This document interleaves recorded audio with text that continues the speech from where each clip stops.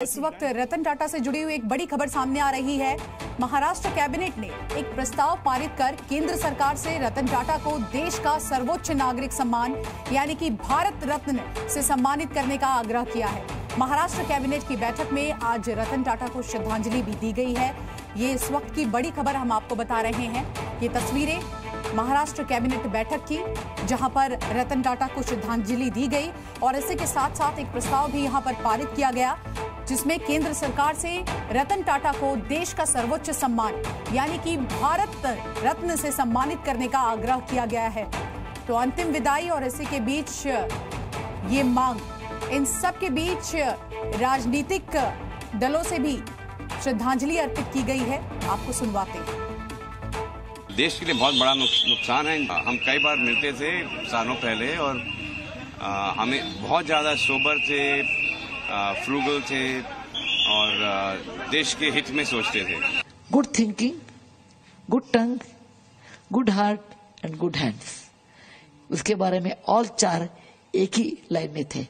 क्या सोचते थे वो करते थे, क्या बोलते थे वो करते थे, क्या हृदय में था वही करते थे।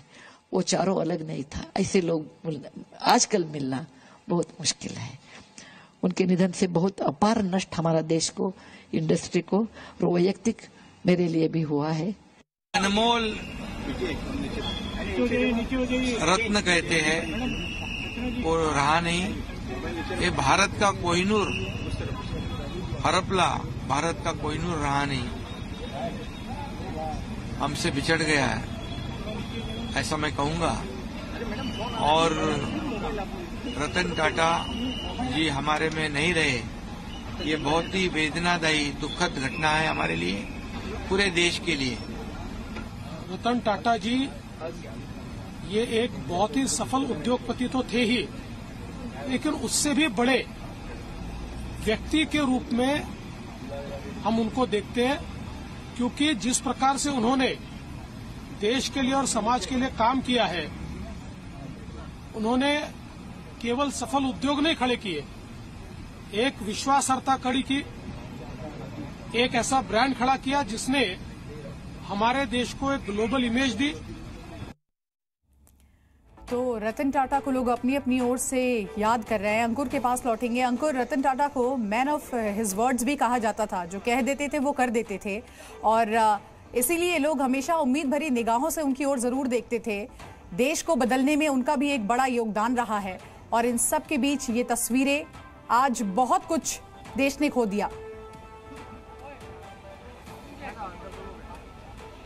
शिवांगी, आप ये जरा सोचिए, एक कंपनी जो भारत के लोगों को 1 लाख की कार भी दे रही है और 1 करोड़ की कार भी दे रही है अंतर्राष्ट्रीय स्तर पर, मतलब किस तरह की सोच थी, क्या विजन उस व्यक्तित्व का रहा होगा। आप एक तरफ सपना देखते हैं कि भारत में वो हर व्यक्ति जो शायद स्कूटर पे चल रहा हो, वो सड़क पे अपनी कार लेकर चले, उसके लिए लखटकिया कार उन्होंने बनाई। तो वहीं पर इंटरनेशनल मार्केट के लिए उन्होंने जैगुआर और लैंड रोवर जैसे ब्रांड का एक्विजिशन किया। तो मतलब ये बताता है उस आदमी की सोच। भारत में आम आदमी का जीवन स्तर किस तरीके से बदलेगा, ये पूरा प्रोसेस उनको समझाता है। फोर्ड कंपनी के द्वारा अपना मजाक बनाया जाना, उसको दिल पे ना लेना, लेकिन वो कहते हैं ना, जब कोई विघटन होता है तो 2 तरह से होता है। जो शक्ति है पॉजिटिव भी होती है, नेगेटिव भी होती है। उन्होंने पॉजिटिव एनर्जी का इस्तेमाल करते हुए उसी शक्ति का इस्तेमाल किया। और जिस कंपनी ने, सबसे बड़ी बात है कि बिजनेस वर्ल्ड में रहते हुए सबसे बड़े इतना बड़ा कारोबार करते हुए आपके कई बार दुश्मन भी बनते हैं। कई लोग जो होते हैं वो आपके बारे में नेगेटिव बात भी करते हैं, लेकिन बहुत अलग वो लोग होते हैं जिनके बारे में कोई नेगेटिव बात करे। और रतन टाटा के बारे में ऐसा बहुत कम ही हमने देखा है कि किसी ने कभी उनके लिए नेगेटिव कोई बात की हो।